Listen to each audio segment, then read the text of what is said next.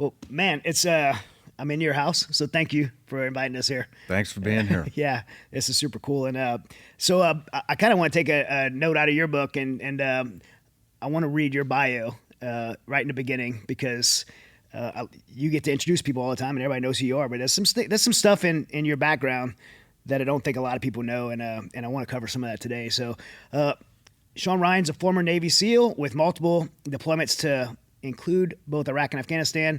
After leaving the Navy, you continued to serve your country as a contractor with the Central Intelligence Agency. After 14 years of service, you decided to use your experience as the founder of Vigilance Elite and hosting the Shawn Ryan Show to give warriors, mainly from the military, a platform to share their stories, as well as bringing on experts to expose truth and corruption, which you've done a phenomenal job at. Your show has become a trusted source of media where mainstream media has failed to be reliable and unbiased. And because of what you've done with your show, I really kind of look at you as a truth teller. And I think a lot of people are looking at you as a source of truth when truth is hard to be found right now. The Shawn Ryan Show currently has over 2.6 million subscribers on YouTube. As you walk in the building here, I see all kind of awards from YouTube. And you have 18,000 iTunes reviews. It's consistently a top-ranked show. I've looked this up myself, and I've seen different numbers of where you ranked, but I've seen it ranked as high as number 3. And for those listening, that's number 3 out of 8 million podcasts out there. And most importantly, you're a husband to Katie and a father of 2 children. And I've been privileged to be a guest on your show recently, and it was a phenomenal experience. I learned so much, even about myself. I've done tons of podcasts before. I've never been interviewed the way you interviewed me. So I just went back and I'm like, why'd that feel so different? And just really studying your style of interviewing. And I want to talk about that later in the show. Over the past few months, I got to know you a little bit better. And so I first want to say that I'm really, really intrigued by you as an individual. You're definitely a very different human. I've met a lot of people, and I'm super intrigued by not just you, but how you do things. One, you're super talented in what you do. You're very disciplined in your approach of how you do things, and you're just a great human being.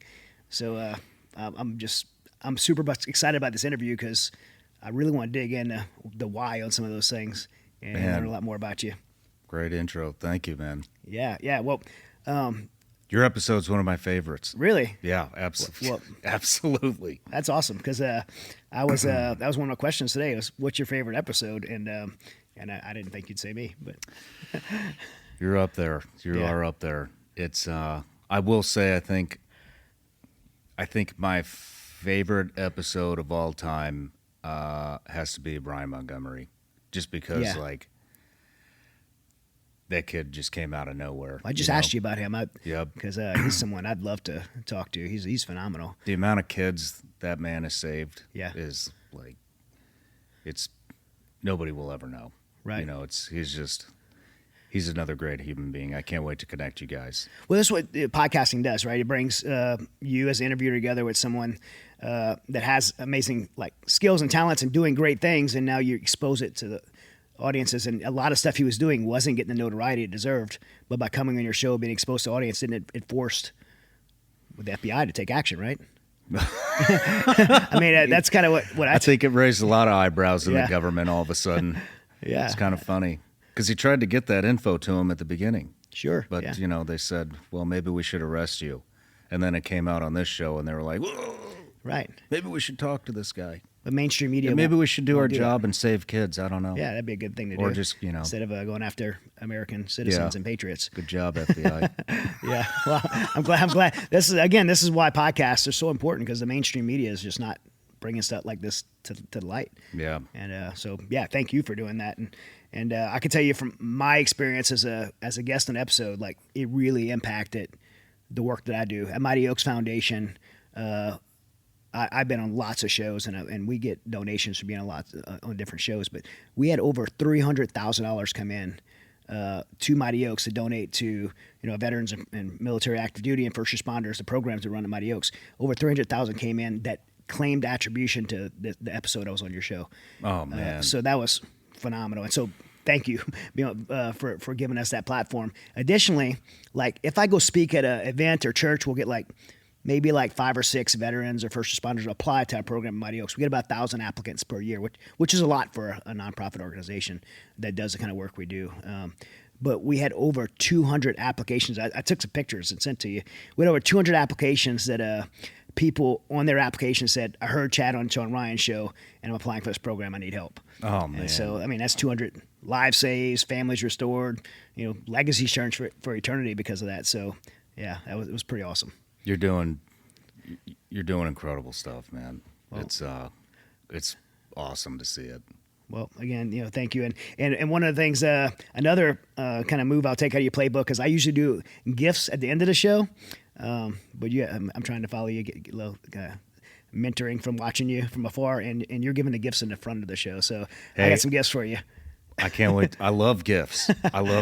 I know this is the only reason you came back here, Chad, but here you go. Yeah. I was, because everybody, man, these gummy bears. So everyone asked me, hey, you were in the Shawn Ryan Show, weren't you? I'm like, yeah, I was just on the show. How are the gummy bears? That's the only, they didn't care about the episode. They cared about these gummy bears. I can never get them. I guess you're out of them a lot. Yeah, man, we just do them in drops because they melt. They melt in the mail. So you got to be in person to get them. Well, they're everything they were cracked up to be. I'm not a big sugar candy person, and I killed the bag by the time I left. Nice. Yep. So I'm gonna, and I don't have gummy bears, but I got something else that's not edible, it's drinkable. BioPro. Have you heard of BioPro?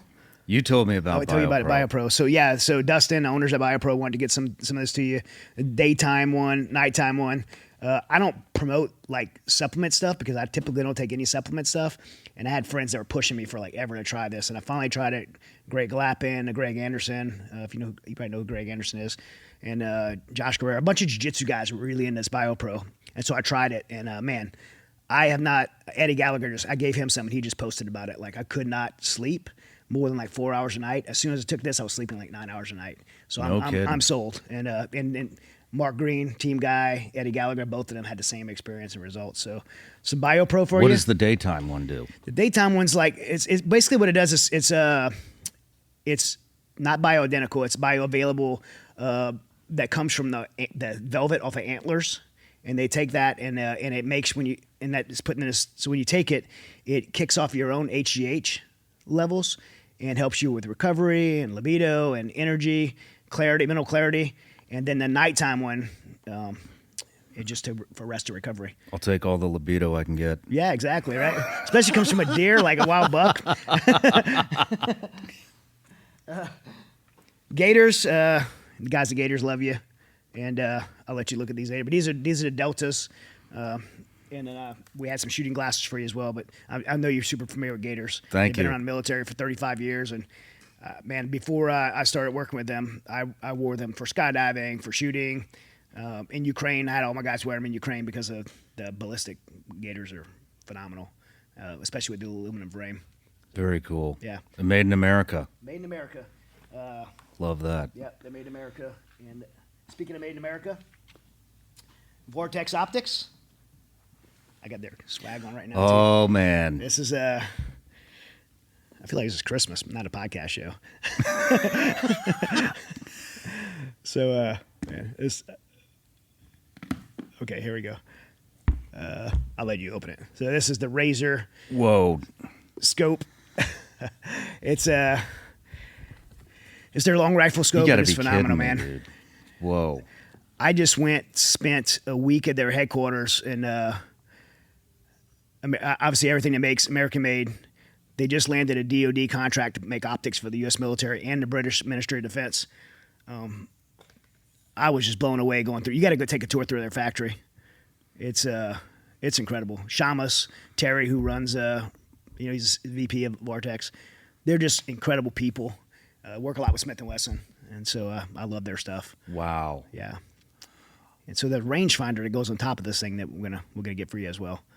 Dude, and, thank you. Yeah. This is amazing. You already have the gun to put it on, right? Yes, I do. Well, I'm gonna need some lessons for long range stuff. Not gonna lie.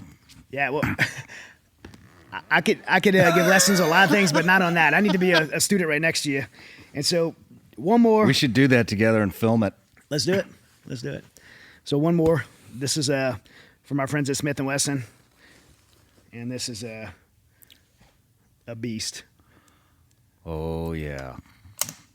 And it has personalized engraving on there for you. Oh, you got to be kidding me. Have you shot one of these? I have not. Look at that. I didn't even know about Look this. Look at that. Until you mentioned this is a gun. Yeah, no, it's.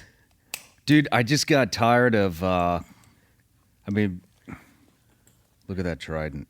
That's awesome. Yeah, the trident. Thank you. With Thank the you. name on there. That is cool. Yeah. And we actually had the Smith & Wesson guys come up here to hand deliver it, make it so we get it done in time today. This is way bigger than it is in the pictures.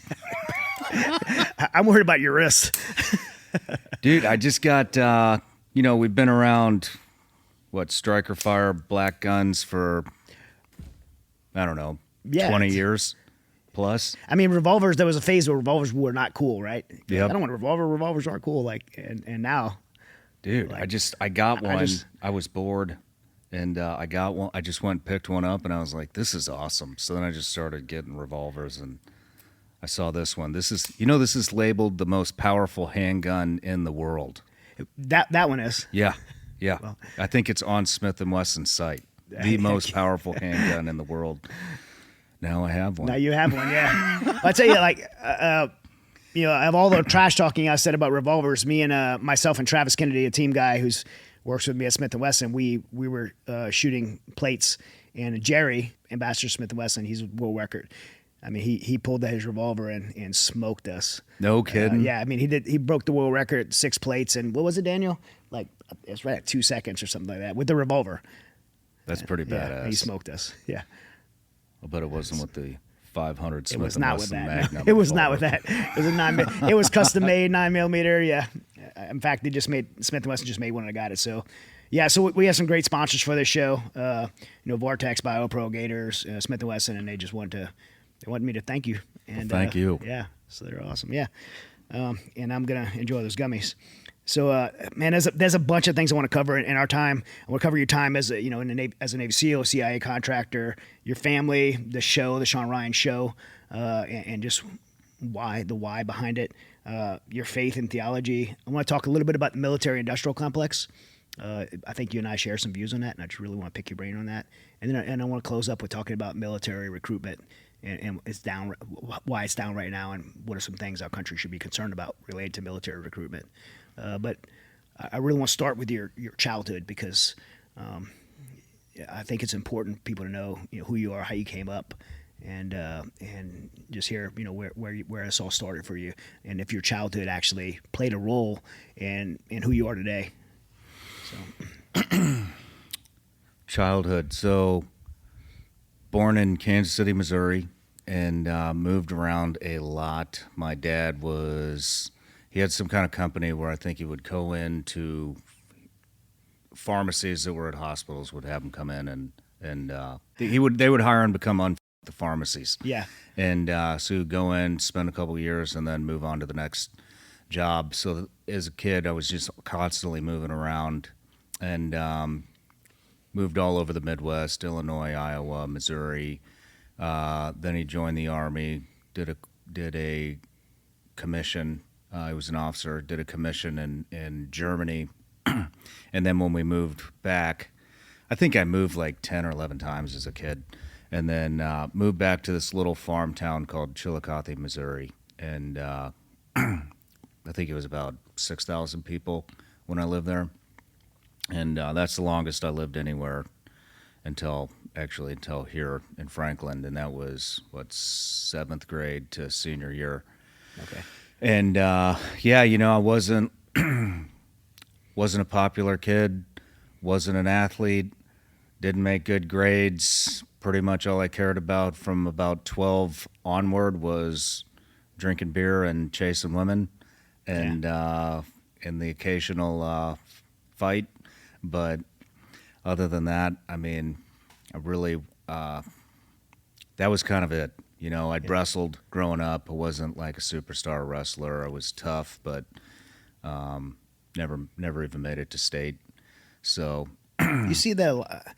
I feel like I've seen that a lot. A lot of guys that make it in special operations fields, First of all, you have to be smart to make it in special operations because you have to have a GT score of like 115 or so, which means you have to be have problem solving ability and stuff like that. But you look back at a lot of guys, and they wasn't academically smart in school. They wasn't star athletes or some mullet from Oklahoma with that just was too tough to quit and somehow scored high on a GD score. Like, why do you think that is? I wouldn't say. Sounds kind of weird. I wouldn't say I'm not smart. I mean, but you're definitely brilliant. I just didn't find any interest in academics, and it was I didn't apply myself, and got diagnosed with ADHD. Hated that. Yeah. Hated that. Yeah. Taking Ritalin and Adderall and shit growing up. The teachers were always complaining. I put my parents through hell. I was homeschooled for a year because I couldn't get along with anybody at school. The teachers, I was just constantly moving around, just being a kid. And I hated taking that medication. So I would, because I could tell it wasn't me. I would take it. Yeah. I think a lot of people take that shit for speed now, but it slowed me down, and I would be in class like knowing this is not who I am. Like I feel calm and collected, and I'm able to concentrate, but I know this is not me as a person. And that really bothered me. And so I would take the medication and throw it out the bus window at school, pretend that I took it at home, and then throw it out at the bus window. The school bus window. Yeah. I would do that for months, and then the next report card would come out, or midterms or whatever, and teachers would like say the shit in class. They'd be like, you didn't take your medication today, like right in front of everybody. Yeah. And I hated that because I knew I was different than everybody else, and I had to have medication to get an edge to make good grades and help me concentrate. And that, like, I don't even know why I'm going down this road, but it just really bothered me growing up. It makes sense. I mean, to me, like, this is a reflection on the education system and not on individuals. Like, when you take that segment of like special operators who are like, the top, less than 1% of people in the world, but, fraction of percent of people in the world who are highly intelligent, problem-solving individuals that could do just about anything. But you go back and look at their childhoods; they were medicated or deemed as troublemakers or not smart, and I think it's more of a reflection on the education system that we're not being challenged. Like, I didn't feel challenged in school. I mean, I dropped. I mean, I have MBA now, and I'm getting my second master's from Harvard, but I didn't. Yeah. I flunked out of high school. I went in the Marine Corps without even a high school diploma. I got a GED. Like, and I know a lot of guys in the communities. And from our community like that, and I think it's not a hit on us, but a hit on the education system, and you're challenged. Yeah, I mean, I'm not going to say I wasn't. I mean, it took my parents. It was a big decision for my parents to do that, and I don't blame them for it, and I'm not even upset with them about it. And I know I was a pain in the ass. So, and but yeah, that's I was nothing spectacular as a kid. That's all I'm kind of saying. Yeah.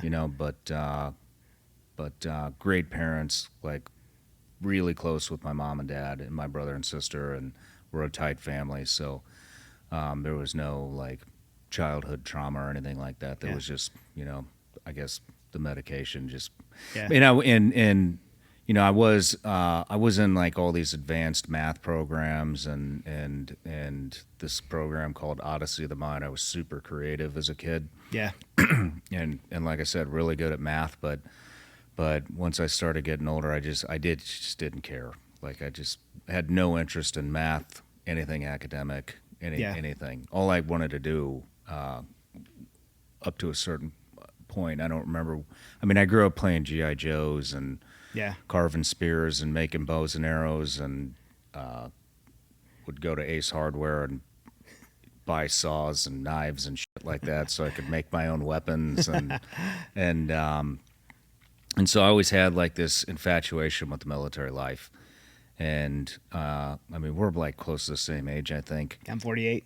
Yeah, I'm 41. Okay. So, but Gulf War was going on when I was, I don't know how old, maybe like whatever, as a kid. Yeah, you were a kid, yeah. And so I would just look at all the magazines just to see the pictures of guys in uniform with tanks and airplanes and guns and all that kind of stuff. And it just stuck with me. And that's what kind of led to my interest in the military.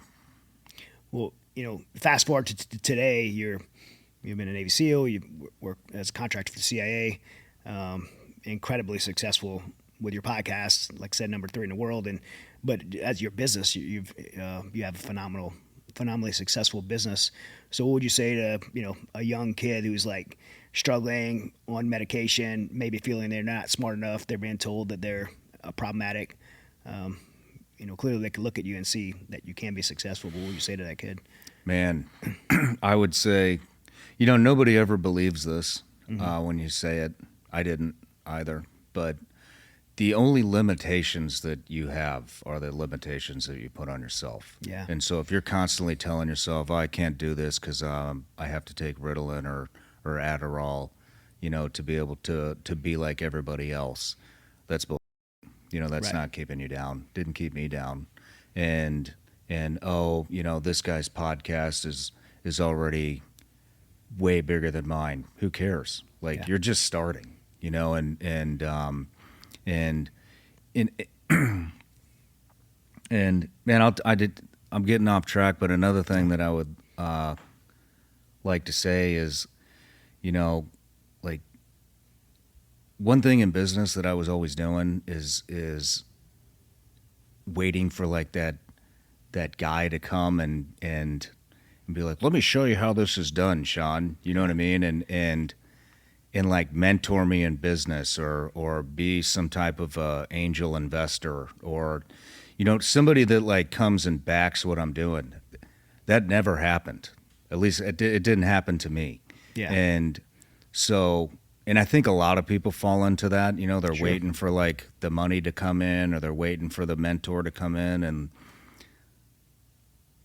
man, fuck the mentor. Like, just go and build. I don't think anybody in business really knows what the fuck they're doing. No, figure it out along the way, mess it up and try again. Yeah. But it is, I think business is very similar to going through special operations. It's just enduring a bunch of shit. It's hard to find people to work for you. It's hard to find motivated people. It's everything about it is hard. But if you just keep going and going and going, you're going to outlast all your competitors. Yeah. And quit looking at what everybody else does and just do what you like to do. And you will find success if you do what's true to you. So don't put limitations on yourself and do what you like to do and find a way to make money out of it. You made a really good point. I can't remember if I heard you say it somewhere else or if it's a personal conversation with you about, especially in the podcast world, the military guys trying to be someone they're not and then get trapped in that image that they create. Yeah, characters they create. Yeah. I think when you be true to yourself, that's when you can find the most success because it's natural. It's who you are. I mean, we both see it, right? You see. And it's not just in the military space. I mean, I say it in the military space because that's our space, and that's probably what I pay the most attention to. But you see it everywhere. You see these people, and honestly, I feel bad for them. Maybe it's a comedian or a womanizer, or I'm a hard ass and I'm too fucking tough to talk to anybody. Yeah. I mean, and then maybe they find a little bit of success being that character, and then you get trapped, and then they maybe find a lot of success being a character. Well, now you have to, everywhere you go, you have to talk like that. You have to act like that. You have to be the funny guy. You have to be the tough guy. You're the guy that's, fun is for we can't have any fun around here. Right. Could you imagine like having to run around your entire life being a fucking character? Yeah, and my life, I mean, I look back at my life and I've changed. And when I change, I don't want to shelter that change from other people because I've grown and learned and matured, and my life's not the same today as it was 10 years ago, and I don't want to maintain the same fake persona over time. Yes, I mean, yeah, man, and it would be exhausting. I mean, and people are starving for authenticity right now. Sure, yeah, real stuff, authenticity, just you, because everything out there's fake. Everything's fake. Yeah, and so when you go against the grain, your likelihood of finding success, it goes up because nobody's doing what you're doing. They're all trying to be one thing. In 2007, I came home from my 8th and last deployment from Afghanistan. I dealt with debilitating panic attacks, anxiety, depression, and a very real battle with taking my own life and becoming another veteran suicide statistic. Amazing people came around me and helped me to get well. On the other side of that decision to get well, which included a restoration of my faith, becoming a Christian, and really understanding how to live my life in the life I was created to live through new purpose, I discovered a deep burden inside of me, and that burden was to pay it forward, to take the lessons of hardship, the lessons of moving forward, and pay it forward to the next person. That manifested in the founding of Mighty Oaks Foundation. That was almost 15 years ago, and over the last 15 years, we've been able to serve over 500,000 warriors through resiliency programs at Mighty Oaks. Our recovery program, our legacy program, has over 6,000 graduates.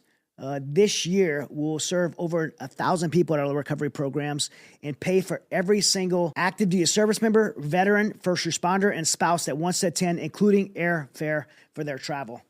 Mighty Oaks is an incredible organization with an incredible team. In addition to the recovery programs, Mighty Oaks goes to Washington, D.C., and I testify before Congress and Senate. I've spoken to presidents to make sure that our military warriors have the option to have faith-based care. The last thing that Mighty Oaks does is international programs. Go around the world to our allied partners and take those same principles and programs that we have here for our U.S. service members and make them available to our allied partners around the world. If you or someone you know is struggling with anxiety, depression, PTSD, suicide ideations, anything that may be related to your role in the military or as a first responder or a spouse of, contact mightyoaksprograms.org and get plugged in today.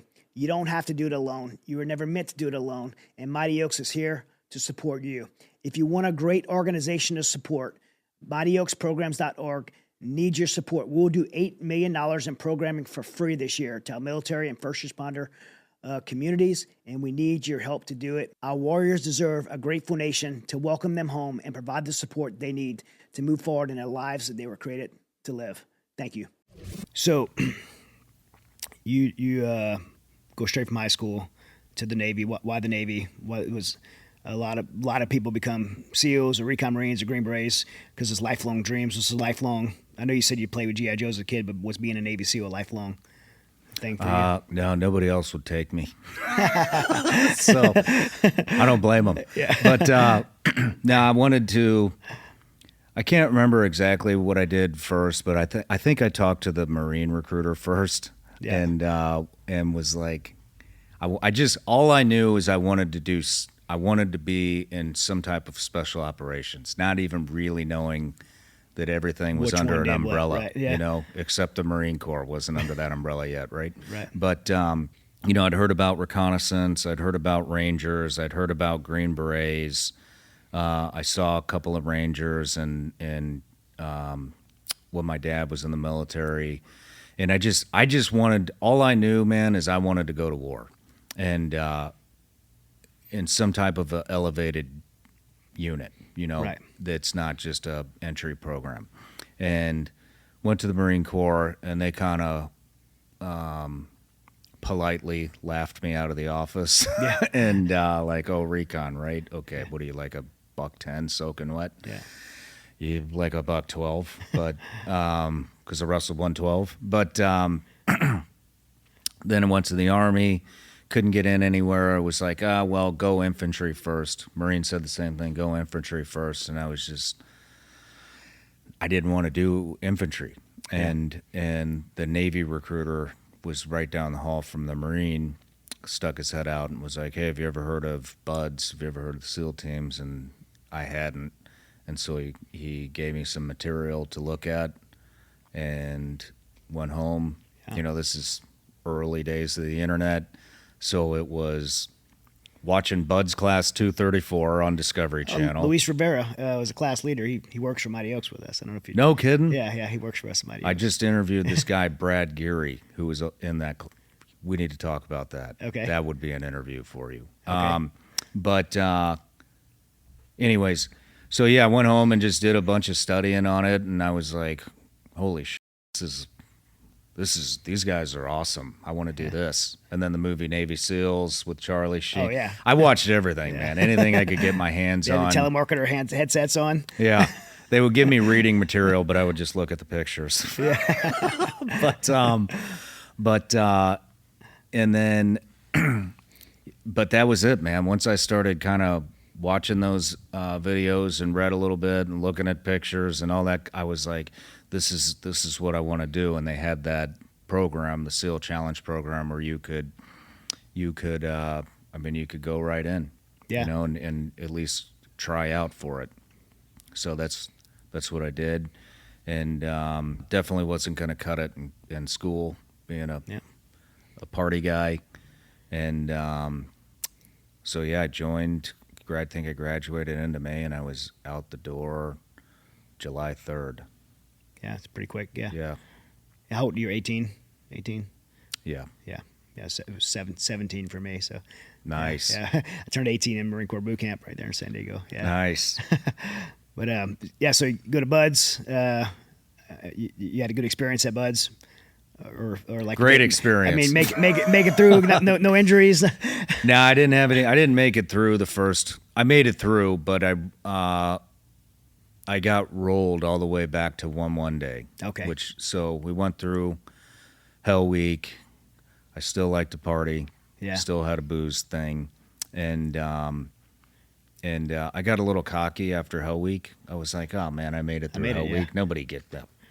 They can't kick me out. I made it through Hell Week, and so I didn't study, and I spent a lot of time at SDSU. Not a lot of time, but any off time, once again, was chasing women and drinking booze, and I did not study for the first phase exam to continue on. Flunked it. They gave me another chance. I flunked it again, and they rolled me back to 1-1 day with 2 other guys. And so we had to do it all over again. You do Hell Week all over again? They started us in Hell Week, but they pulled us out. Okay. I don't think they're allowed to do that. Do twice, yeah. I was curious, yeah. I'm sure, yeah, it's... But I was going to do it. Yeah. I wanted to quit. I was like, I'm done. Yeah, I was like, I made it through Hell Week. I know I could do this stuff. I'm out. Yeah. Like, I proved myself. And my buddy was like, don't leave me here by myself. Yeah. And we were roommates. And his name was Abe. I think he's still in, so I don't want to say his last name. But I was like, all right, well, I guess if you're not going to quit with me, then I'll just stay. So, okay. Thanks, Abe. Yeah. So, yeah. So stayed in, and then from that point on, I didn't really have any other hang-ups. Yeah. What was your experience like getting to teams? You go Buds, then SQT. Yeah. So I went to Buds, and then I think after Buds, we went to Airborne School. We were still doing the regular Army Airborne School at the time. Did that, and then went to SQT. SQT was awesome. Way better than Buds, more like a gentleman's course. Sure, yeah. And it was not a beatdown session. It was, let's turn you into an operator session. And then that's where I really kind of started thriving and really enjoyed like everything about it. And so did that, filled out a dream sheet.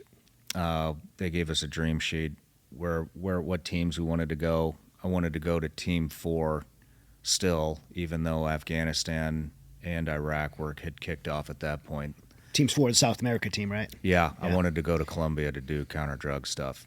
And because all of the material that I was reading about was Vietnam, before I joined. And you think in jungle? Yeah, that's all I wanted to do. Yeah. I watched all the Vietnam movies, Platoon, Apocalypse Now. Yeah.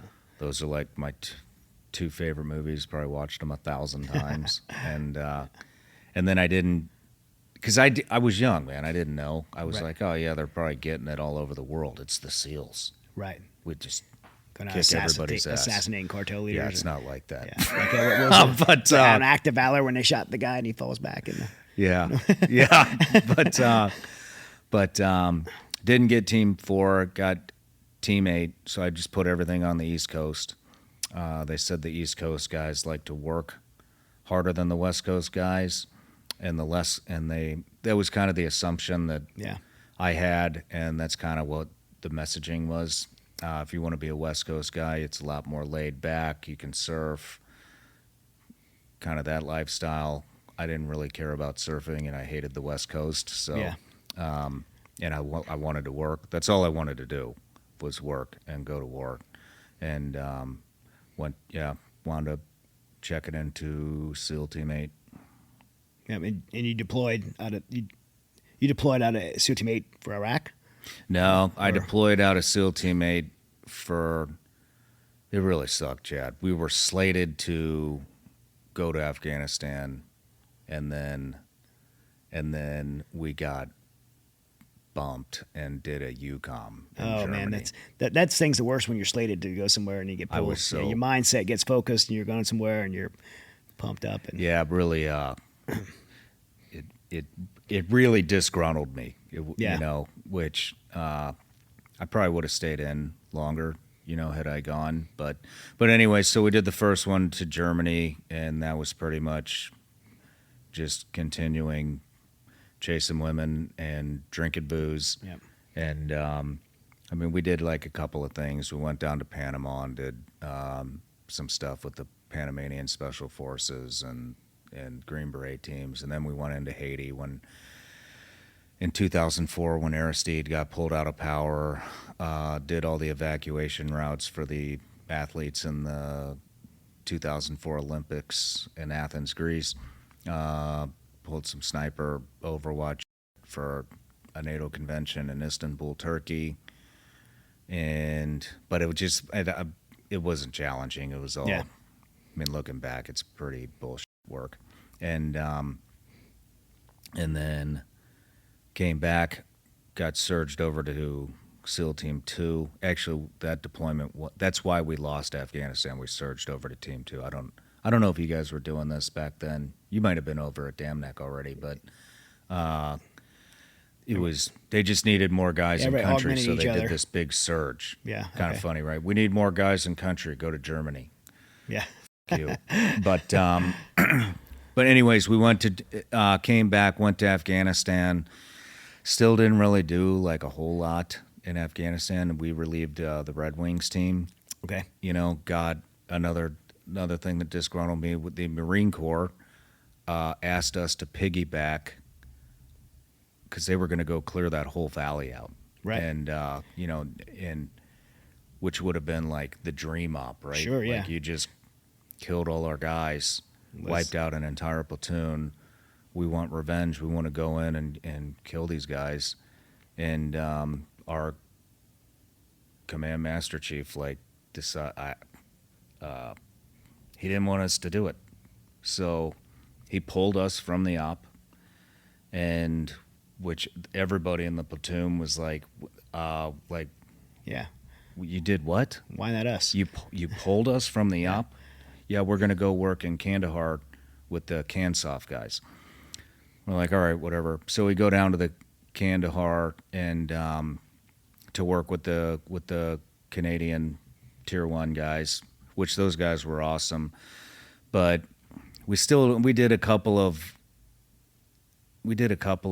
I don't even know if you would really call them raids, but kind of like soft hits, grabbed some prisoners, took them back.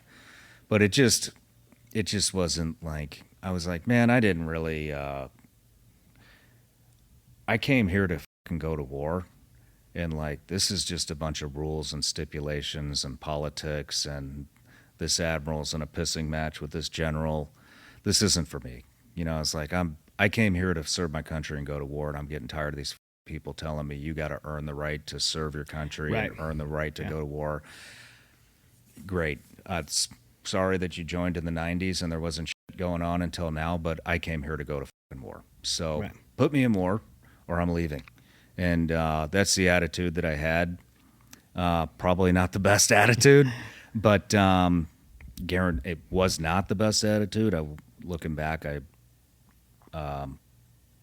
should have been more patient, but But I had decided I was getting out after that. I was like, this is ridiculous. I'm in Afghanistan, and we've done like a couple of ops.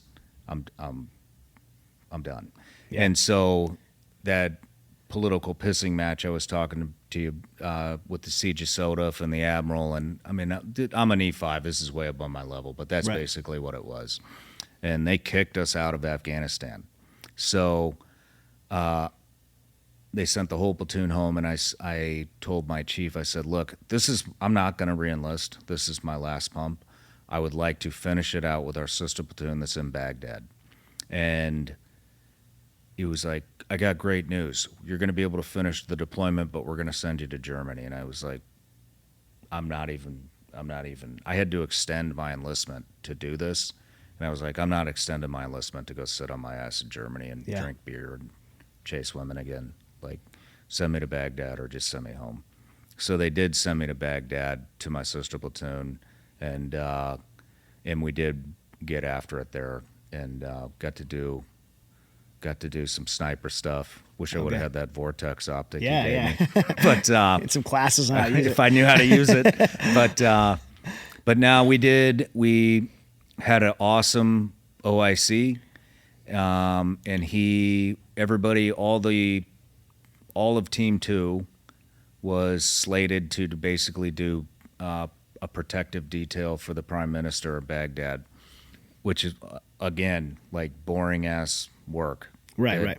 SEALs probably shouldn't be doing, because we're not a defensive protective unit. Right, it's not what... But we had an OIC that was awesome, and he started farming us out to conventional units that were getting blown up, running supply routes or whatever routes they were running. And so we would just embed with these different units, like 10th Mountain was one, 4th ID was one, and we would just embed with them, pick some of their sniper team out, and start teaching them how to build a target package, how to conduct surveillance, how to build a sniper hide, how to shoot, everything, how to conceal yourself. And we would run with them for a couple weeks at a time, and then take them out on the first op. Every single time, man. Every time it was go time, we'd kill these guys within 24 hours, and the routes would open up, and we'd just hand it over to them and say, hey, you guys got it from here. We've showed you everything we can possibly show you. We killed the cell, and so we just bounced around Baghdad and the outskirts of Baghdad, attaching to units and just Awesome. shooting IED people. Yeah, that's the time. Soleimani's around that time, putting EFPs out there. Yep, that was it. Yeah. That was it. Yeah. So then I almost re-enlisted, but I was like, man, I don't know. I'm like getting close to 6 years in here, and I had like 3 months of combat. I don't want to go another 6 years for 3 months of combat. And a lot of my buddies were screening to go over to development group. But that was another 5-year commitment. And I was like, man, if I get over there and it's just a bigger budget with cooler gear to do the same, then I don't want to waste my time chasing women and drinking booze. Even though I love chasing women and drinking booze, like that's not, why I did that. I could have gone to college. Yeah, exactly. So maybe I should have been an infantry Marine. That's kind of lifestyle. But anyway, so I wound up, I finished that deployment out, almost re-enlisted like 2 or 3 times, spun the whole command up like, I'm going to come back, like I love this shit. Yeah. And then I was like, I at least got to try being a civilian, and I can always come back. Didn't seem like the war's going anywhere. You didn't transition right from the Navy to the agency. No. You had you tried some other things first, right? Yeah. I got out and I tried college. That was definitely a no-go. Yeah. I remember sitting big culture shift. Yeah, huge from culture Ramadi. shift, especially nowadays. Could you imagine? Oh, yeah. But this was 2006. But yeah, I went to St. Louis Community College, and I I remember taking it very seriously, and but I had a really bad temper at that point, and I remember like class clowns that are like 18 years old trying to make jokes, Yeah. and I would grab them by the neck and take them out in the hallway and tell them to shut the fuck up. I'm trying to pay attention. And I remember I was in a speech class and basically gave a briefing on a debrief of what happened on one of the sniper ops. And I just remember Scared seeing everyone. all these people's eyeballs like, I did, you know. Yeah. And but anyways, a very short attempt at getting a degree. I was like, they were making me take like PE classes, and I was like, this is stupid. This is not even relevant. And it like, give me a break. And so I quit that, became a real estate agent. That was a really bad idea. I remember I would be in the car, and I was too broke to get a TomTom. Do you remember TomToms? The little GPS with the suction cup you'd put on the window. Little sandbag that would go. Yeah, yeah. It was a TomTom, and I couldn't afford one, so I would give like 50 pages of MapQuest printed out to the client, and then yell at them because they don't know how to read a map. And so that didn't last very long. And then at some point in time, the fire service, being a firefighter, came across my radar, and I was like, man, this seems similar to where I just came from. Being in a team. Yep. Yeah. Being in a team, a brotherhood, a camaraderie, you know, things like that. And so I was pretty drawn to that. Applied, got into a fire academy through another department, and it just, I remember being in there, and I remember one chief came in, and it came out and said, like, you'll probably get a job somewhere within 2 years. Like, that was good news. Yeah. And I was like, I need a job now. I don't have 2 years to like fuck around here. Like, Yeah. I need to get a job. Like, so Yeah. I was like, we don't get picked up by our sponsoring department as soon as we graduate. And they're like, oh no. And I was like, okay, this isn't going to work out. And, but I stayed with it. And at that point, a buddy of mine who was in my platoon in Afghanistan with me had sent me a message and basically was saying, hey, I'm contracting, and I'm contracting for Blackwater. I think you should apply to come here. And I was like, well, I'm not working for Blackwater. We saw those guys in Iraq, you know, when we deployed over there, and I don't want any part of that. And he goes, no. He goes, it's a totally different part of Blackwater.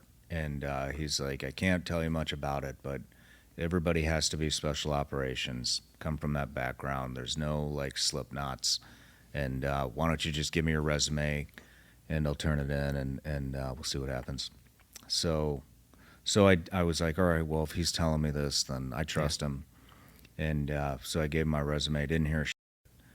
And I think it was about 6 months later, I got an email, and it was, hey, you know, we want you to show up at this location for a vetting course, and did that. Yeah. Did you end up liking that? I mean, you did it for a while, right? Yeah. Well, actually, I'm a little off there. I put in for that, and then I didn't hear shit for, like I said, it took like 6 months, maybe longer. Yeah. And so, and I had left the fire academy because I was just like, this just isn't going to work, and I have to find something. And so I applied for a State Department contract because I got desperate. Really bad decision. I'm not really wasn't a bad fan decision. of it. I couldn't have done the Whoa. PSD. It wasn't aesthetic. even that, Chad. It was this company called Armor Group. Oh yeah, I've heard of that. Worst company I've ever ever been a part of, and it was a British company, and they had picked up the contract to do all the security for the U.S. Embassy in Kabul. So they had told me that they were going to make me I can't remember, some type of management. And so I went to that vetting course first, crushed it, saw who was in there, and I was really unimpressed. There's a lot of Sure. There was one other SF guy in there, and then everybody else was kind of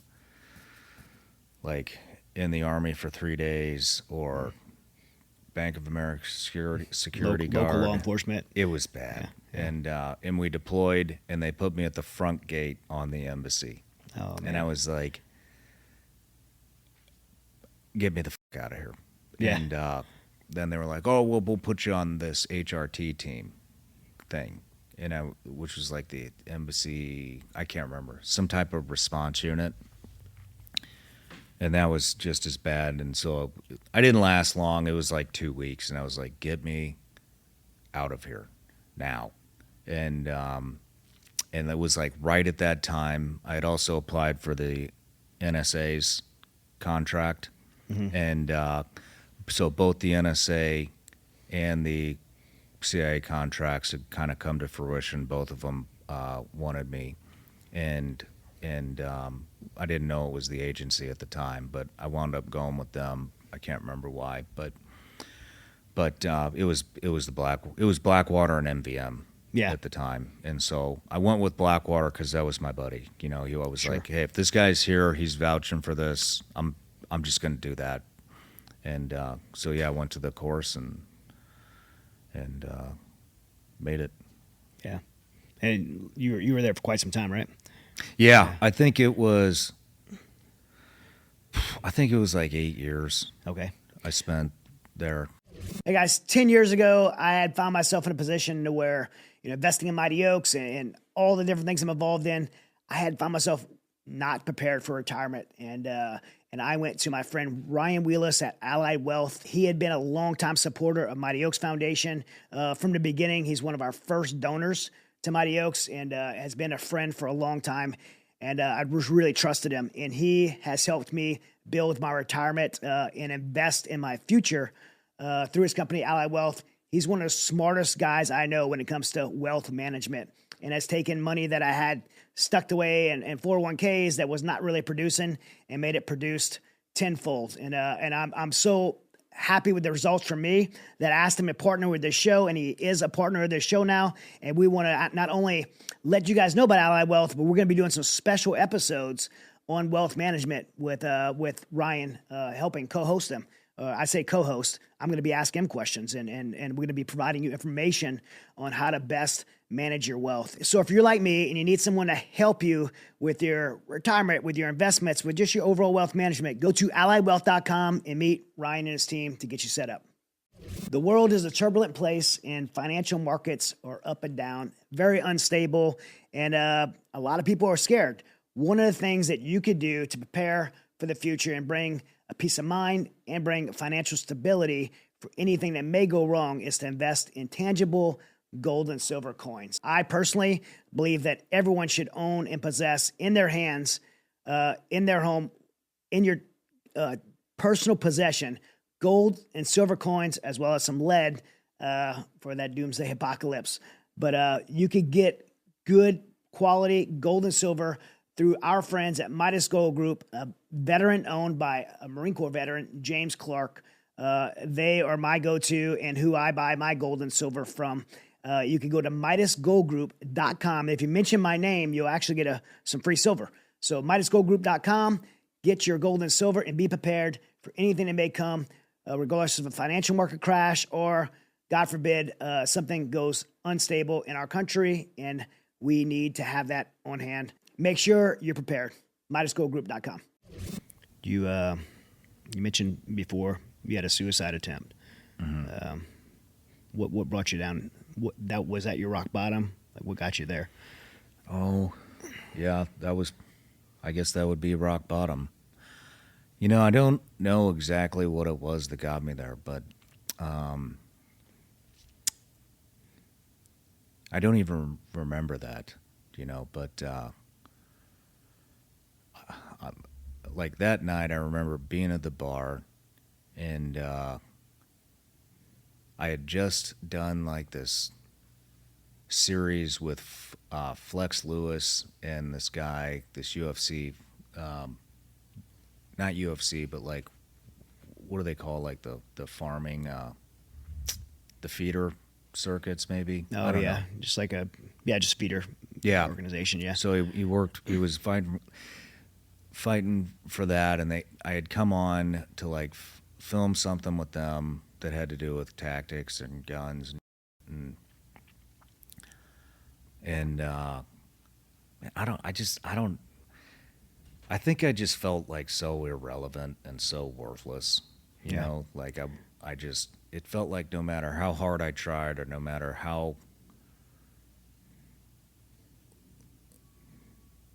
what I was doing, like nobody cared. None of my old colleagues gave a shit. I didn't feel like anybody in my family gave a shit. I was like, nobody cares about me. And, just feel alone. Yeah. Yeah. And so yeah, I came home and reclined the seat of my car and left the engine running in the garage and was just gonna call it a day. You still here? It didn't work. Yeah. So thank God it didn't work. So yeah. I'm still here. Yeah. But yeah. Yeah, I think God had different plans for you. I mean, I 100% think that's who intervened. So. Yeah. Well, I mean, today you're married to Katie. You got 2 kids. Yeah, you have a wonderful life. The Shawn Ryan Show, of course, has been wildly successful. 2.6 million subscribers on YouTube, which that's people. It's like different people to have large followings, but to do that for a show is it's incredible. I don't think people probably get how difficult that is to build that kind of following. And you have not only you have the followers and subscribers, but a very engaged audience, which is very noteworthy. Your audience is so engaged. Why the show? What made you say I want to be a podcaster? Man, I was teaching tactics. That was kind of what pulled me out of everything. I was like, well, I guess I'll start this business because that seems to be what everybody does when they get out. They start teaching firearms training and right. tactics, stuff like that. And I just got kind of tired of it. I just didn't get any. It was awesome. It was really cool. Well, the one thing I did really get out of it was, man, being able to teach women how to defend themselves and get them comfortable behind a firearm. And I trained like a lot of rape victims and women that had been sexually traumatized, and to see them to see a woman that had been raped and come to my course and I mean, you could just tell zero self-confidence and head down, afraid of everything. And to be able to take a woman that had been through that, and I had some really good guys that were teaching. One of them's Nick Kefalidis, who I should introduce you to. Yeah. Fucking awesome dude. But and then I had a ranger, Scott Chapman. He helped me too, but and all of us were really dedicated to this, and to be able to have an all women's course with rape victims and all these things, and to pour your heart and soul into these women, and just see a switch flip in their head. They leave that course, man, and they feel empowered. That's the word I was going to use. Confidence back, and it was just really cool. But then as it got bigger, that was always who I liked training. But then as it got bigger and my name started getting spread around, and I trained Keanu Reeves for John Wick 3, that really blew it up. Then it was all the tough guys that wanted to take my courses, and it was all, the overweight, middle-aged guy who never went to war, who's talking about Get all the best gear. the zombie, fantasizing about the zombie apocalypse. I'm like, dude, this no, Yeah. I'm done. So I was just trying a bunch of different stuff, man, and podcasting was one of them. And the reason everybody was doing it, and so I was like, how do I make mine different? So I looked at what everybody was doing, and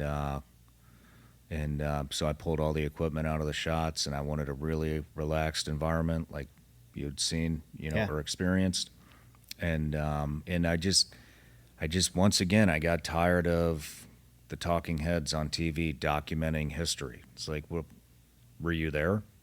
No. Was your guest like this? Was this person that you're talking to on the news there? No. Well, then what the fuck are you talking about this shit for? You don't know. And why aren't there any veterans on there talking about real firsthand accounts of what happened there? It's always some dip admiral or general who's never even had their boots wet, and giving philosophy. Yeah, or they fly in and they fly in and do a Thanksgiving dinner with the troops. Oh, yeah, get the fuck out of here, man. And so I got tired of that. And then also, like, nobody was giving veterans a voice, man. If you weren't like one of the top 5 veterans back then, you never got it. It's probably still the same now. I don't watch the news anymore, but you know who I'm talking about. It's it's like the same 5 names in the veteran community that get news time, or they're on all the podcasts, and it's everybody's trying to get the same guy on their podcast. And I was like, this is stupid. And so I started the podcast because I wanted to document history, how it happened from people that were actually there. We all know about the veteran suicide epidemic, so I wanted to bring guys on who, like yourself, who had been through the downward spiral, destroyed their entire life, suicide attempts, all that, and then pulled themselves out of it and talk about, hey, this is how I pulled myself out. I did psychedelics. I found Jesus. I went to Mighty Oaks. I went to Warrior's Heart. And so that created, well, anyway, so that's another reason, because I wanted to bring hope. Like, look at this. Look at this guy. There's a solution. Complete disaster. And he pulled himself out of it, and now he's one of the most successful entrepreneurs out in the country. You being one of them. And I thought that stuff was really important, and so that's in those same 5 or 6 veterans that were running around the podcast circuit and getting all the media time, that were hoarding everything, and I'm the only one you can talk to. I'm the expert. Everybody else is like those. They did nothing to help elevate other veterans' businesses, and that pissed me off, because I know how hard it is to make business and become a successful entrepreneur. And these fucking greedy were just hoarding everything. Yeah. Talking about people so they don't go on other podcasts, spreading rumors. And so, and it got makes crazy. Me mad. It's so the competitiveness got so crazy. So I created this podcast because it's like, hey, guess what? Kyle Morgan, nobody's given that guy the time of day. That guy stormed a hotel in Mali, Africa, was the only guy to do it, saved who knows how many lives, and nobody's going to talk about this shit because they're worried that he's going to become a competitor. Fuck you. I'll put him on this show. You know what I mean? And it's just story after story after story of getting these guys experience their trauma, they're vulnerable. America falls in love with them because somebody gave them the microphone, and now everybody wants to take a Blue Bearing Solutions course, or a fill in the blank with any guest, that's been on, and it worked. Yeah, good on you, man, because it drove me crazy. I mean, I've been in space for 15 years now, the veterans nonprofit space, and it's almost like they're competing for real estate. And it's like there's not enough veterans organizations that we can stand up to handle this problem like we have, and why are we tearing ourselves down? Dude, I'll tell you why. Because people think that there's like this limited amount of fame. Like there's fame exposure, whatever you want to call it, right? And it's like, hey, man, there is no limit to fame. Like, just because, like, you're king of the hill right now and you have everything, just because some other guy starts getting some notoriety, like, that doesn't take your fame away from you. You don't have to be a selfish prick, you know, and hoard it all. Like, spread it around, man. Like, we were all a community once. Like, why are we all at each other's throat now? Yeah. You know, and yeah. Yeah, that's well, I'm thankful that you've done that for the community, for the communities, and you've also took a different. I don't know if it's a different angle. I don't think it deviates from your mission, but you take an angle to bring in some incredible guests that I really love the shows where you're bringing in somebody that not a veteran, no one knows anything about, but they're just expert in their field and just really using it to inform the general public on information that we just have no access to. And you know, how do you, like, I guess, how do you find these guests? What's your strategy for these topics and guests? They're just so niche topics that are amazing. Man, it's hard because I'm so wrapped up in what I'm doing that I don't have time to find what I'm into, you know, because this is what I'm into. Sure. First, I was guilty. I felt guilty about it. Like, man, I don't have any hobbies, you know. Well, this is my hobby, and I actually love doing this. Yeah. So it kind of goes back to what I was saying. Find what you love to do and figure out a way to make money out of it. But how do I find the guest? I mean, I just I'm not the guy that's going to talk about the same shit that everybody else is talking about, you know. I'm the guy that finds the thing that people aren't talking about, like Sarah Adams, like legend. I don't know if you listened to that interview where he broke that we're sending $40 million a week to the Taliban. Yes. Yeah. You know, but up to 80, right? Up to 87 million a week. And but like Ryan Montgomery, for example, I was just scrolling the gram and this short popped up and it was Ryan Montgomery on like a UFC type, an MMA podcast. And I mean, you've seen Ryan. He looks like a fish out of water surrounded by a bunch of fighters. But they had him on there. Good on him. They're giving this kid a voice. He's not a kid. I call him a kid because he's a lot younger than me. But he's an amazing human being, a man. Yeah. And here's this like little skinny hacker, kind of a nerdy dude. And he's out there like saving kids. Yeah. And I'm like, and so the reel I saw was Ryan talking about how, I might butcher this a little bit because it's been a minute, but it was, he had hacked into this website and he had to get all the names on these people that were sexually exploiting children. And he had saw this guy, can't remember his name. He was a political candidate running for Congress, I believe, and he was doing a selfie video, and he was saying his 12-year-old daughter was naked in a bathtub, and this guy's got his phone up going, "What do you see what me and my friends do to her?" And Ryan got this to the FBI. They paid no attention. They actually said, "We should arrest you for hacking into this." And he said, "Okay, well, come arrest me, but at least arrest this guy too, because he's about ready to gang rape a 12-year-old. Right. And they did nothing. Sure as shit. A couple years later, the same guy gets arrested in Denver airport trafficking another like girl. And I was like, how the f*** is nobody giving this guy a voice?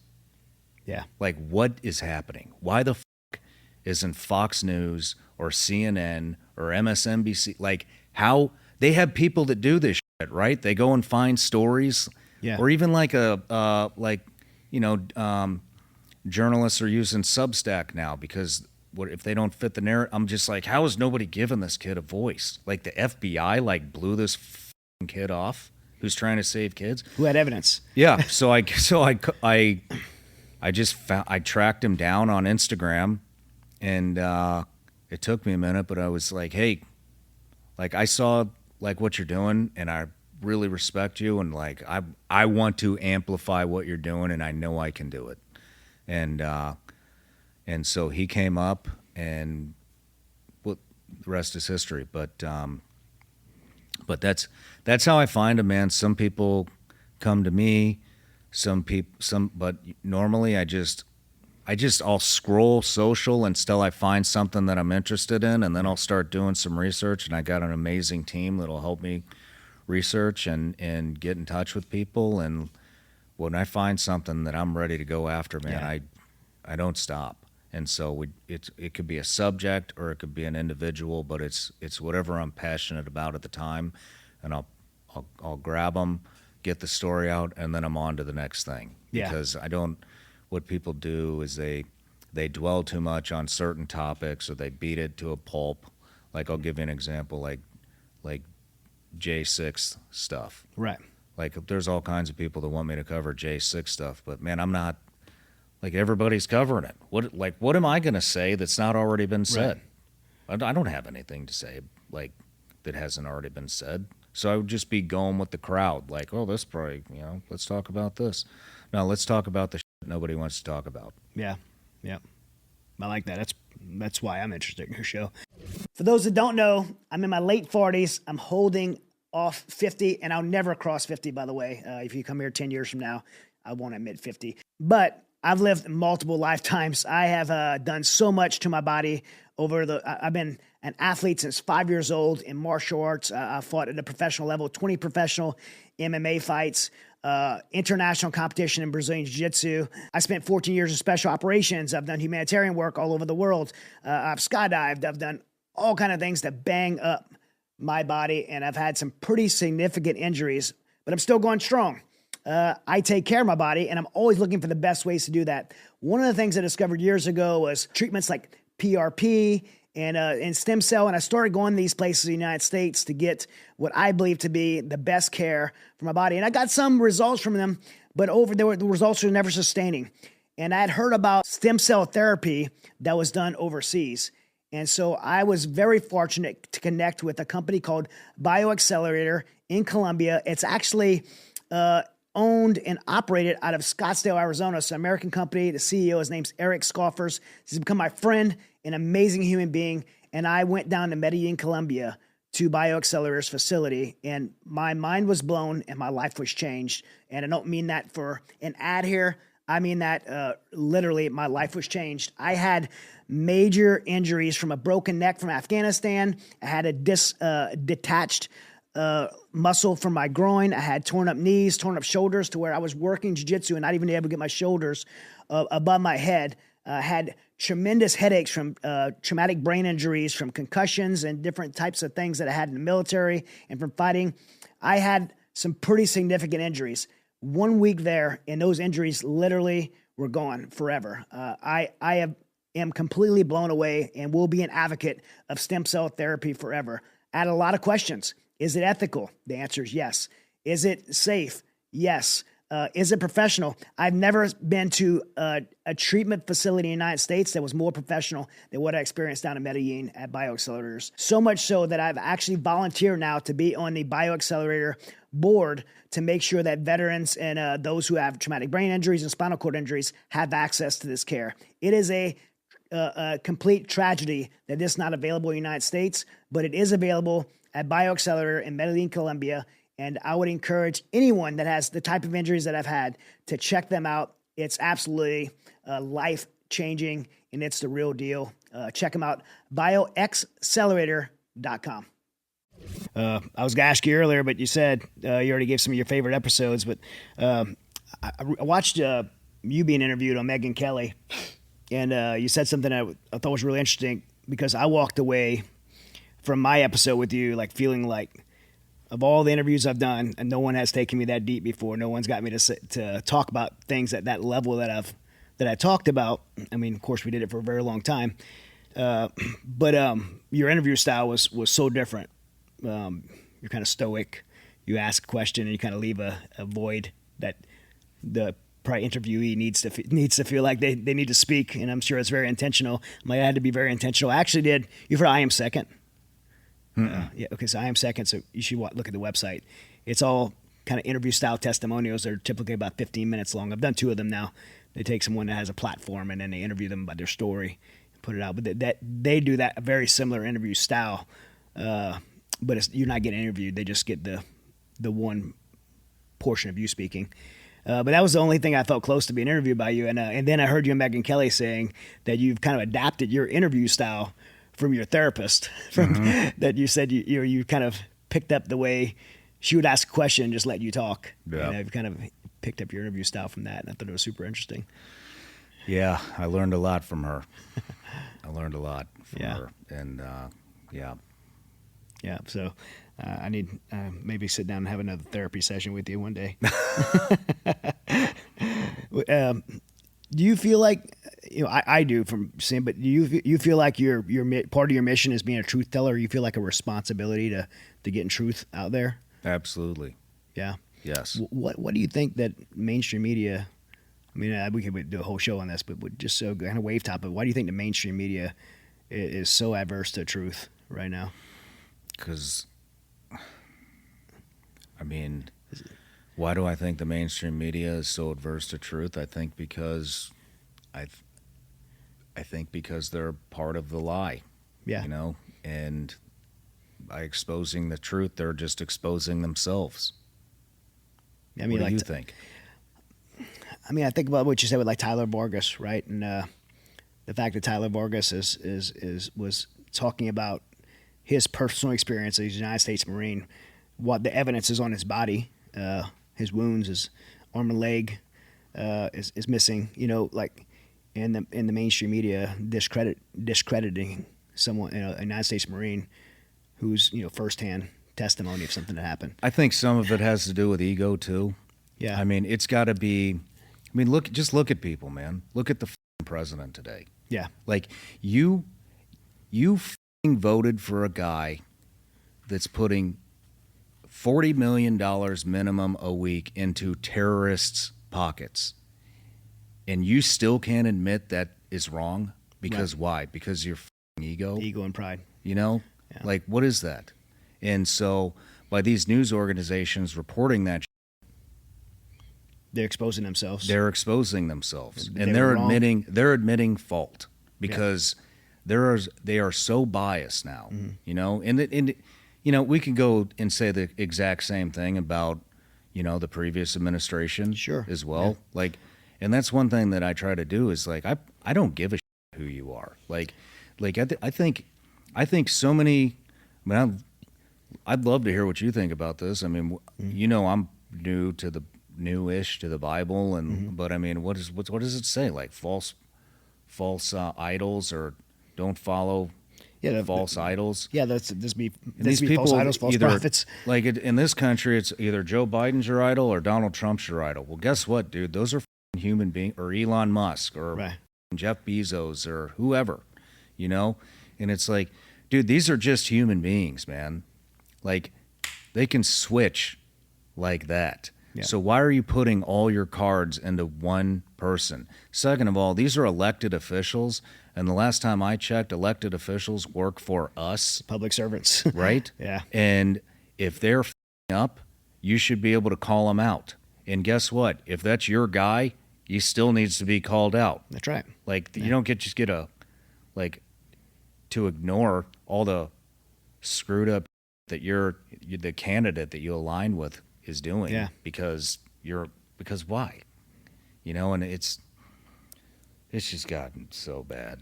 It has. I was a surrogate for the President Trump. I was a veterans policy surrogate for President Trump in 2020, and definitely agree with his veterans policy. But I get in these on Fox. They put me on versus someone else, and they'd say, "Well, what about this?" And I'm like, I'm not going to defend President Trump on something I don't agree with. I would openly say, like, I don't agree with President Trump on this. But Yeah. this is what I align with him with. And so, it seems like people, particularly on the left, really have a hard time, calling out. But it should be on both sides. It's got to be.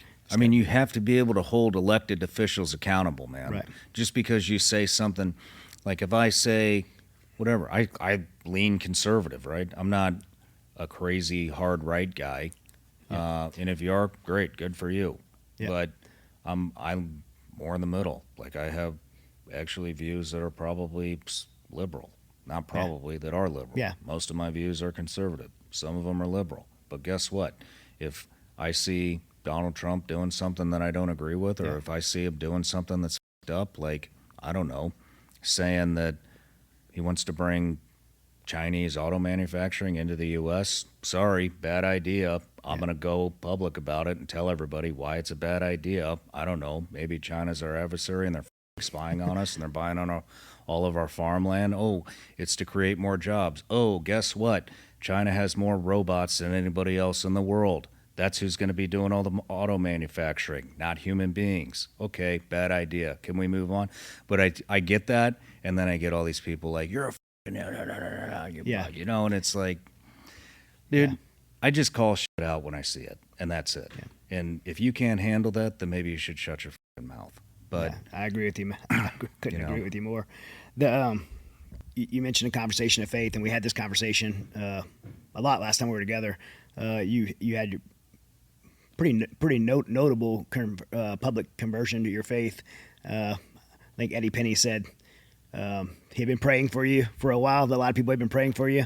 I actually could attest to that too. There were people I knew that were praying, man, that you would come to faith because of your platform and voice. I think that when I heard that Eddie had said that too, I thought that was pretty interesting to hear that so many people were praying for your faith. And yeah, it was it kind of freaked me out when I heard it. Yeah, I was like, wait a minute, what? Who? Yeah. What do you mean all these people have been praying for this to happen? Who are all these people? I didn't even know I had friends, but people that have been following you, the guy that painted that picture, and Rob, the guy that gave you that came running us, and those guys have been praying for you forever. And I thought it was phenomenal when I heard that Eddie and them had affirmed that for you. But you know, I mean that in a positive. I hope. Yeah, I appreciate it, and like it was overwhelming and humbling and all these things. But it freaked me out because I didn't. Yeah, it just did, you know, and but it felt good at the same time. Yeah, I think God, the story in the Bible of Ruth, for such a time as this, like God knew way before Shawn Ryan knew about the Shawn Ryan Show and the platform that he would bless you with, and he orchestrated. I believe God orchestrates those things, and the fact that you would use it unashamedly to speak your position on your faith is, I thought it was phenomenal. It made me even just getting to know you, it made me very proud of you to know that men like you would be open to talk to. And I have myself, but I can tell you, and there's just not a lot of men that are willing to do that for pride or ego or whatever, because of the way the world is right now. It's not popular to be a believer right now.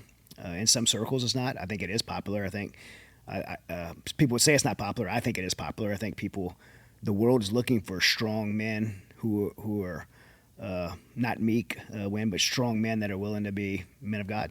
And the world needs it, and they know it. Yeah. So I think it's admirable. Thank you, man. It's pretty cool to see this huge wave happen. Did you see this thing in Georgia? I think it was Georgia. There was this. It was tailgating. It was a tailgating party at a football game. Did you see this? No, I didn't see it. And this party looked wild. Yeah. Like something that I wanted to be at 15 years ago. And so I clicked on the story, and it seemed like it was like thousands of people getting baptized in the back of trucks. I got to see this now. Tailgating. Look it up, man. Yeah. And you see that, and it did, man. It looked like a wild party. And then when you read the context under it, it was like, whoa, this is, how cool is that? Yeah, it's amazing. And it's amazing to see this becoming, like, again, more popular. I mean, look, there's a shift happening right now. Pride Month this year, and you and I texted some stuff about Pride Month. People didn't have it this year. People were not having it. People were not all about it this year. People were pushing back, like, hey, okay, stop shoving this down our throat. Yeah.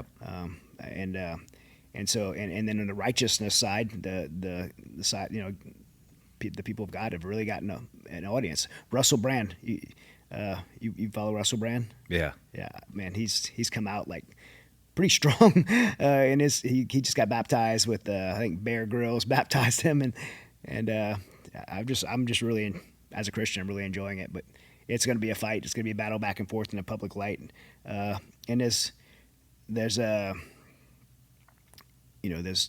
going to be pushback from that, because that's if you believe the Bible cover to cover, and the Bible says that.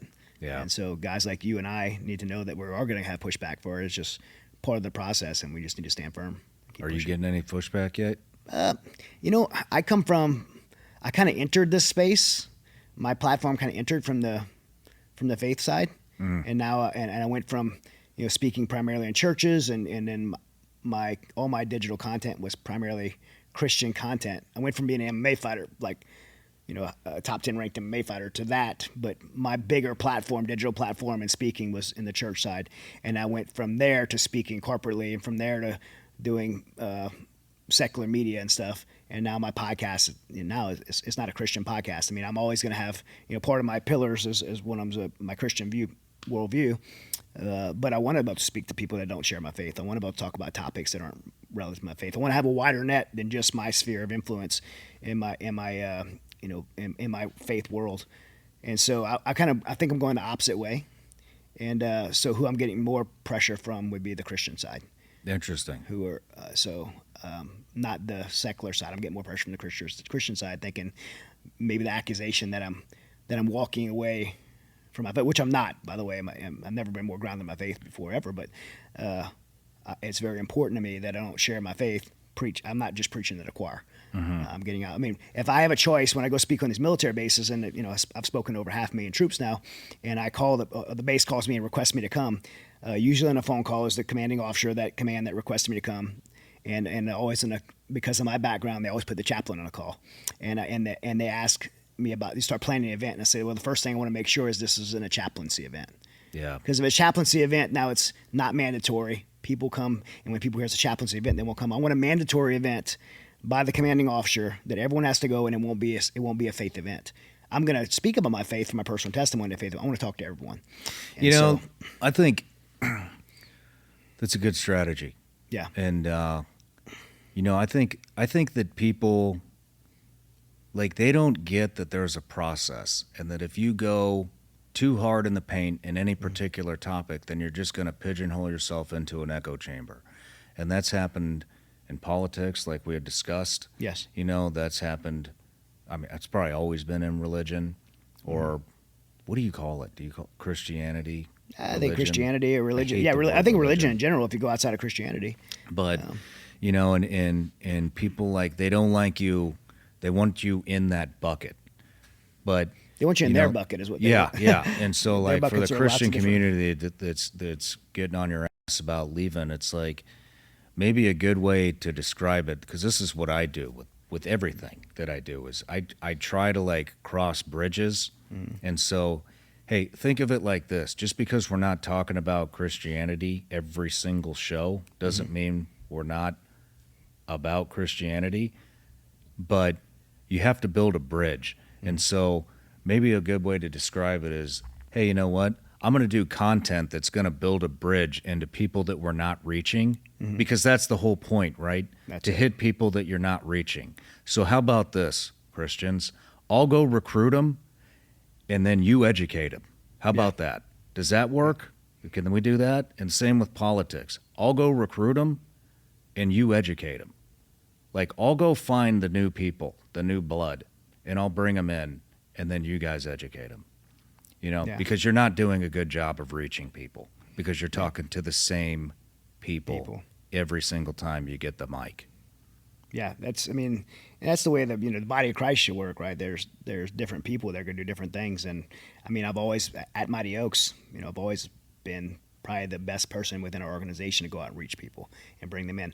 50% of the people that come to Mighty Oaks, which is a Christian program, right? It's a Christian recovery program for our legacy programs. 50% of them that show up there say they're not Christians. So that makes me think we're doing a pretty good job of reaching people outside the church. Yeah, man. And that's phenomenal. In the out process, though, 90% of them will say they have a belief in Christ. There you go. And so we're, that system works. And so same thing with the podcast. And, I want to be able to do that. One of the things though, that you and I talked about before in this topic is some of the maybe problems you ran into when you first stepped in this walk with Jesus and I've ran into is theology and how difficult Christians can be with their own individual theology. Like I said earlier, they're trying to get you to fit in their theology. And I just heard this thing recently. I don't know if you heard it on the internet. This guy talking about the thief on the cross, and he says, what? The thief on the cross.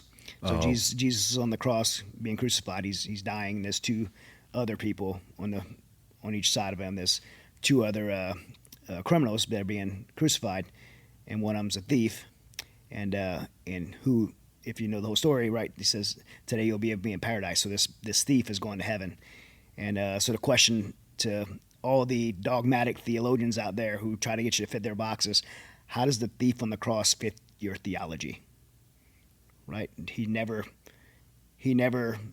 went to seminary. He never received communion. He never did catechism. He never was baptized. He never said a sinner's prayer.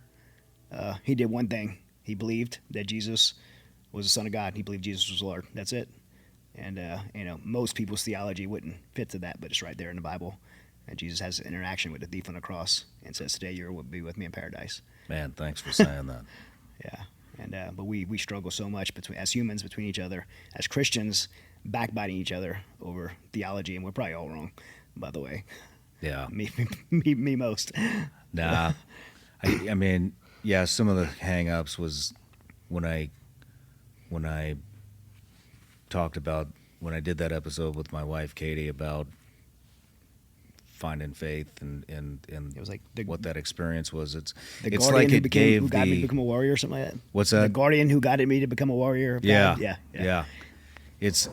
It felt like, it's like, okay, now all of a sudden the entire Christian community thinks that I just gave them like free reign to judge every decision that I've made in life and continue to make. Like, no, dude, that's not between me and the Christian community. That's between me and Christ. I don't care what you people think.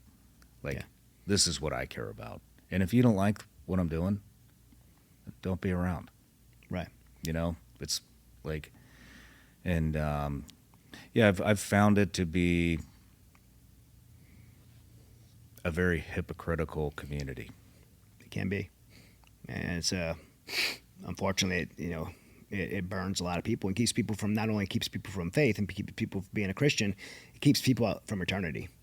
And so people, I think, underestimate how dangerous and how harmful their dogmatism could be. Yeah. Yeah. But that's why it's important for us to talk about that, so people maybe get checked on it, and like I need to on other things. Did you hear the interview? I know you just had Tucker on, but did you hear the interview with him and the president of El Salvador? I started it. It's probably one of the best pieces of media that I've heard in years. That's awesome. Outside of episode 102, my episode with you.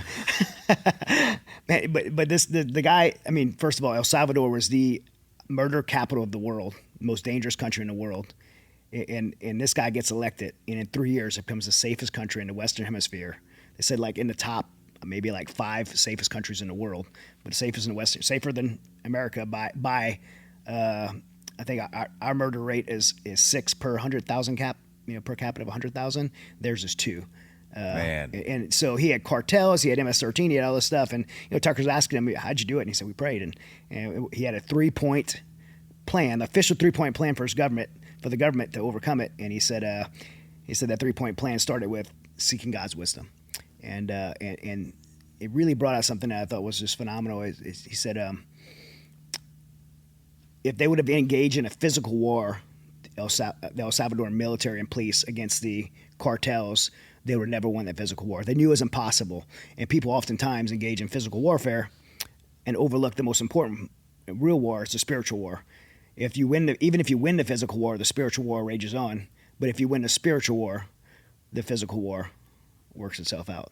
Man. And he's turned his country around. It's amazing. I think everybody listening right now should go listen to the interview Tucker Carlson with I think Nayib Bukele is the president of El Salvador. It's phenomenal. Yeah. And and every leader should listen every leader in the free world should listen to this guy. Yeah. It's incredible.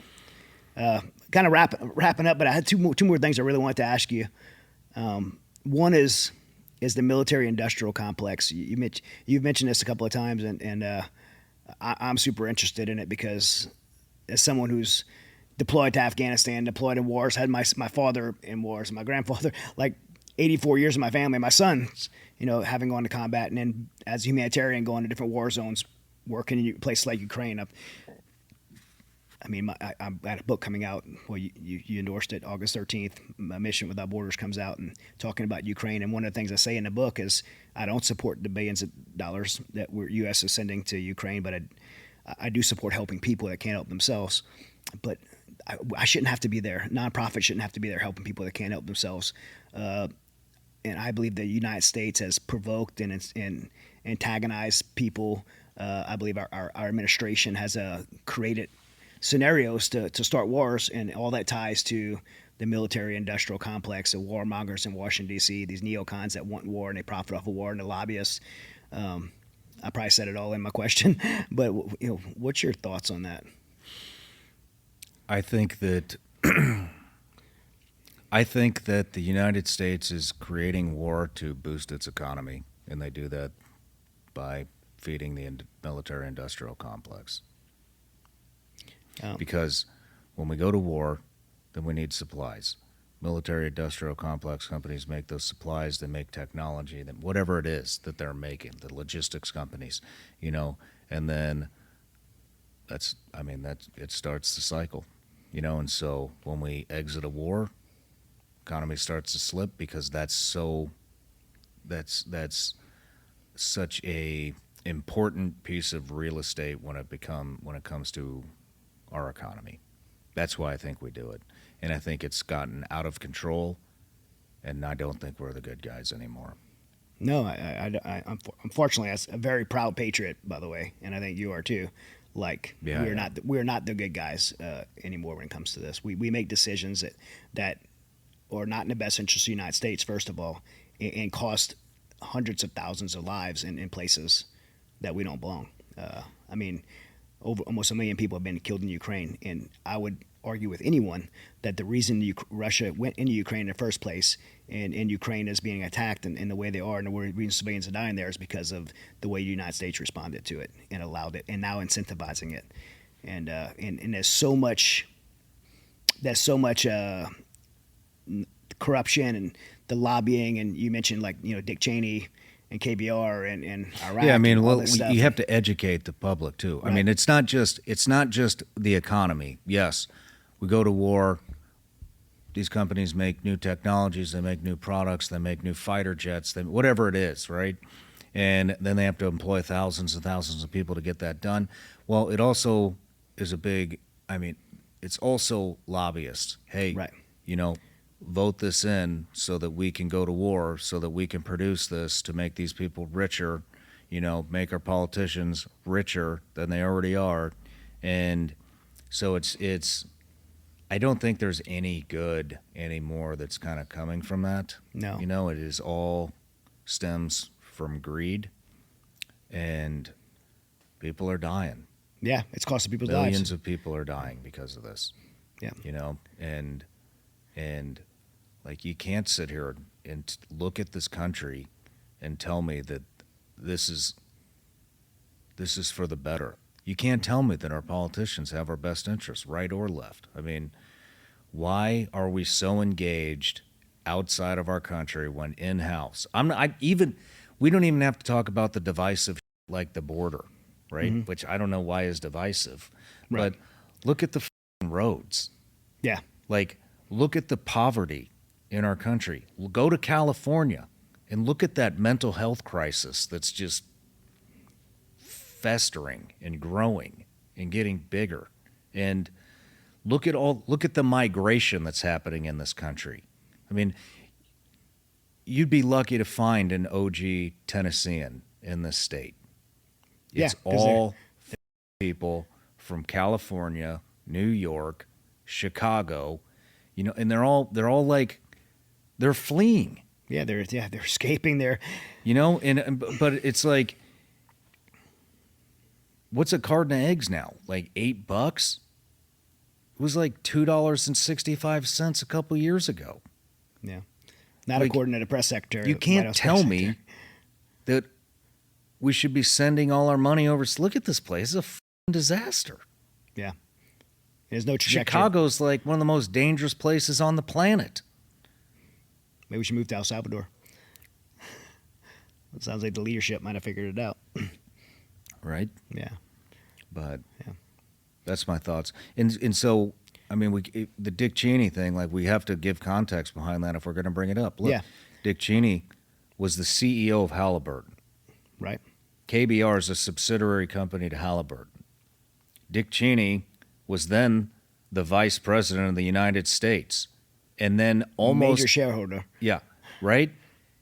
And then we use KBR for the logistics company in Iraq and Afghanistan, while Dick Cheney is the vice president. I mean, Yeah. you think that's just a coincidence? Yeah. Major military DoD So- contractor. Yeah, so let's talk about, I mean, you were there, KBR, chow halls, mail runs, all the building, fuel cells, every piece of logistics in country, in Iraq and Afghanistan, was KBR Halliburton, Yeah. whose previous Billions and billions of CEO dollars. just happens to be the vice president of the United States. You don't think this was a setup? Give me a break, dude. Yeah. Pull your head out of your ass and wake up. Yeah. You know, I didn't know that when we were in. I No. probably wouldn't have cared. No, I would have cared. Yeah. I was young. But now looking back, it's like, how did everybody miss this? Well, yeah. And this is stuff that journalists should be talking about. They can't. You know, they can't. I mean, hey, look, term limits in Congress and no lobbying, and this country would be pretty cleaned up. Yeah. With those two things. That stems, though, those types of things, those types of wars, really, I believe, it stemmed to a major problem in our country. And I believe it's a major national security problem. It's my last question for you. Is military recruiting down 35%. The numbers kind of vary, but we're pretty much down 30. Whatever the percentage is, it's the lowest since Vietnam with the draft. Legacy families like mine who did 84 years of service, especially in special operations community. I know a lot of team guys and recon guys that their sons worked their whole life, and now their kids are not going to go in and be legacy families because the fathers don't trust the administration in these wars. How detrimental is this to America to have a military that can't recruit the next generation of warfighters? I mean, we got a lot of enemies out there, right? We've got people trying to take the U.S. dollar away from being the world's currency. We have China, we have Russia, we have Iran, we have, I mean, and our enemies are just growing and Yeah. growing and growing because we just keep weaponizing the dollar and starting wars and funding both sides of wars. And so we have a ton of enemies. We have all these people filtering in through the southern border and probably the northern border as well. I mean, do the math. Yeah. You know, do the math. On top, I mean, how much of a threat is it? I don't know. I mean, I think a lot about these things. Sometimes I wonder, maybe they're restructuring because, I mean,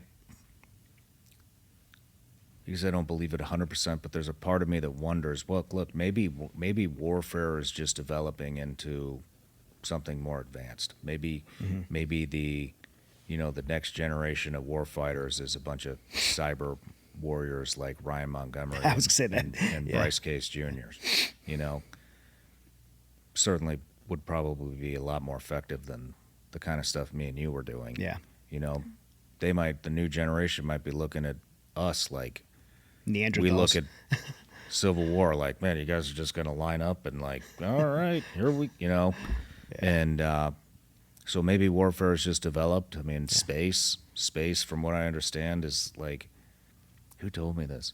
I can't remember who told me this, but space, like real estate, attorneys is like one of the fastest growing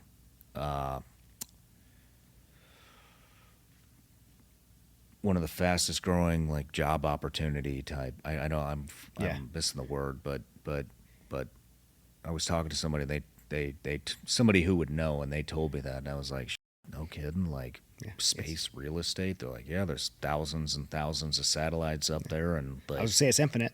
Yep.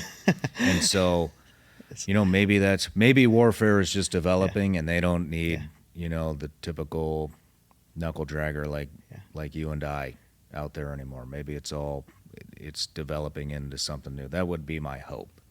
That'd be a best case scenario. That's probably just, hey, you can shit in one hand and wish in the other and see which one fills up first. So at this stage in your life, like knowing what you know now, how do you process your service, your time deploying, and things like that? When it comes to the military-industrial complex, That's right, and all the stuff we just talked about, Dick Cheney, yes, and all these other companies. I mean, look, we were there as a country for the wrong reasons. We went to Iraq, we destroyed it. We went to Afghanistan, we destroyed it. But we were there for the right reasons. And even with all the shit that the United States put us into that we probably shouldn't have been in, I mean, look at all the good things that happened because people like you and I were there. Women were able to vote. Women were able to get an education in these places where that was unheard of, never been heard of, in places like this. And I mean, there was a lot of women's rights that happened. There were a lot of bad people in both of those theaters that did get eliminated. And so we were able to give those people a glimpse of what life could look like if they fight for their freedom, and once you taste that, you never forget it. That's right. And so that's how I process it, is we were there for the right reasons. Most of us were. Yeah, as service members. And a lot of good happened because we were there. I agree with you 100%. No credit to the U.S. government, though. No. So no. This is a tough one. I struggle with this one right now. I have two sons that served as Marines. One served in Afghanistan, the other still in. And I get asked this question a lot. What would you tell a young man or woman right now that's thinking about joining the military, if they should or should not join because of our administration, because of the types of things our government's involved in? Is the United States military still worth serving in? Man, that's a tough one. I mean, we live here, so I'm going to be honest, and I can't even believe I'm saying this, but I'm very torn on that question or the answer to that question. And one, I would say it comes down to a couple things. Look around you and see what the military values are now, and if that aligns with you, then join. And if it doesn't, then maybe you shouldn't. If you do join and they don't align with you, well, then remember that when you get up there in the ranks, because what seems to happen to everybody is they get in and you get these lifers, officers, and they stay in there for 20 plus years, and they start making policies, and the policies aren't made for the betterment of the unit, the betterment of the military, the betterment of national security. They're made for the betterment of what that person's going to do when they leave. Are they going to go work for Lockheed Martin and get a multi-million-dollar year salary? Are they going to get paid off by some lobbyist, some in D.C.? And that's where it all starts to change.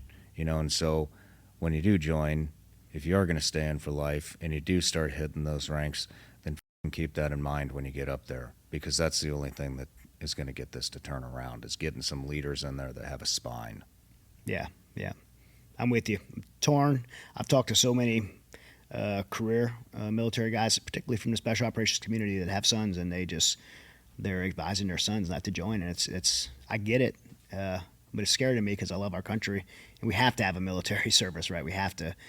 You can't have a country without having a military to protect it.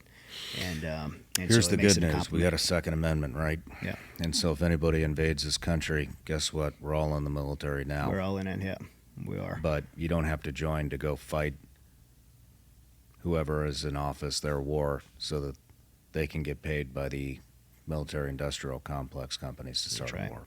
You know, this country is defendable. It would be one of the hardest countries in the world, maybe the hardest, because of the Second Amendment to do a takeover. Yeah, that's why they probably want to take it away from us. So go buy a gun. Yeah, go buy Smith & Wesson. I think you probably can't say that. Yeah, go buy Smith & Wesson. What, a 500 Magnum? Yeah, yes, 500 Magnum. Why do you think young men and women are not wanting to join at the rate? Well, I mean, I think it's pretty simple, you know. I mean, who serves the military? Young, middle class to lower class, conservative families, kids join the military. That's who joins. And they're not catering to that. They're catering to the opposite, and they are shoving agendas down people's throats. But I think it has, you know, I mean, like the pride stuff. Like, I hate talking about the pride stuff, man. You know, like, I don't think anybody has problems with gays.